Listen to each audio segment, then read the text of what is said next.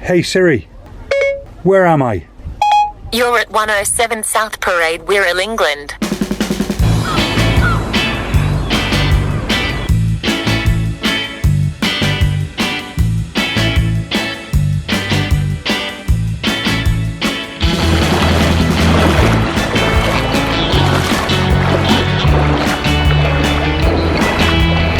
Now it's got to be said, it's not every day you find yourself in the middle of the ocean taking pictures. Welcome to this week's vlog. Let me explain why I'm in this predicament.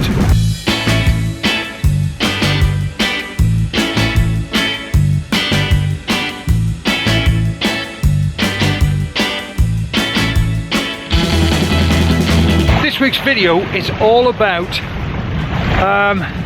I want to say stealing pictures, but it's not really stealing pictures, but it's stealing somebody else's idea for a picture and then pretty much replicating what they've already shot.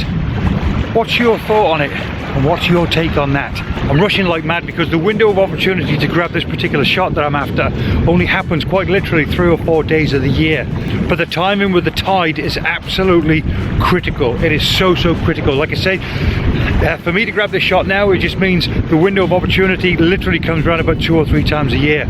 And on the way here today, we had to drive all the way through Liverpool city centre. Traffic was a nightmare, and I've ended up getting here quite literally with 10 minutes to spare for what is probably the highest tide of the year. So I'm having to rush like crazy and grab just the 2 or 3 shots that I'm after, but it means now that I've restricted myself in that I can't wander around and start looking for newer compositions, which is really annoying. But just very short pieces to camera because I've got to crack on with this, and then I'll come back to you and we'll have an in-depth conversation about the intro of this video.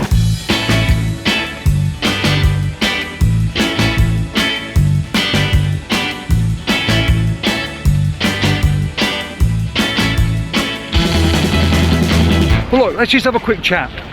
I rushed everything earlier on, so let me just explain once again the reasons why I'm here. I've got a Facebook group, people post pictures on it, I critique it, and it's a nice family. We all get on, everybody posts lots of pictures, and it's a very busy Facebook group. Every now and again, someone will post a picture and I think, not only is that a nice picture, that's a lovely area, so I'll mark it down as a place to go, because obviously you're always looking for different places to go while you're vlogging. But Ant posted a couple of pictures that were right up my street. Very fine arty, very different, very minimalistic, and I thought I'm going to touch base with Ant and hopefully he'll share the location with me so I can go down and have a look for myself and maybe grab a shot or 2. So Ant, very nice guy. That's why he was so nice, we decided to meet up at the place where he took the shots.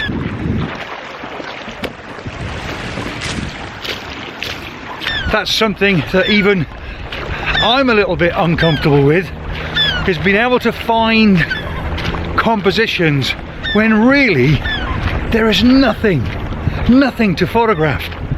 And if you look here now, you'll understand what I mean.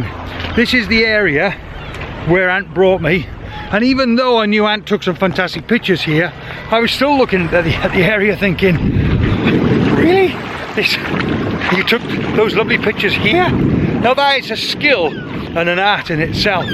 But of course, local knowledge, Ant said to me, obviously you have to be here when not only the tide is high, but when the tide is very high. Long story short, window of opportunity maybe a few days of the year. So we came back and we grabbed a few shots ourselves. I didn't vlog that, but I decided I want to come back and vlog it. But now the problem is, do I not mention Ant? Do I not mention his pictures? Do I just come down and take exactly the same pictures and call them my own? Or what? It's a difficult one if you think about it. And the reason why it's a difficult one is because footballers copy each other, actors copy each other. So why do we as photographers feel perhaps that somebody else has taken that picture, you're just copying them, and therefore we probably wouldn't take the same shots. Now obviously I didn't want to come down here and take the same shots. I just wanted to come down, have a look at the place for myself and grab, you know, similar shots but from different angles, etc, etc. Except the problem you've got here is you've got a little tiny path to stand on, and the thing you're photographing is tiny, so you've got nowhere to move. You're restricted with what you can do. So that's the $1,000,000 question. What do? You just not take it because somebody else has already photographed it? Imagine if that was the case with a mountain or a waterfall. I mean, Iceland, nobody would visit it, would they? So I felt really uncomfortable. But I wanted to shot my portfolio because I just love the shots. So as far as I'm concerned, I spoke to Ant. I'm giving him all the credit for finding it, all the credit for the clever way in which he's conjured up these images, and of course for knowing the local knowledge. Now, I'm not saying for 1 minute Ant was definitely the first person to ever do this. Maybe he was, maybe he wasn't.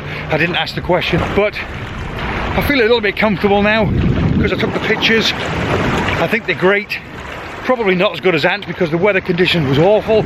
I'll show you Ant's pictures if I haven't already shown them to you already, and then you can just draw your own conclusions. But yeah, it's a weird one, isn't it? So what's your thoughts on it?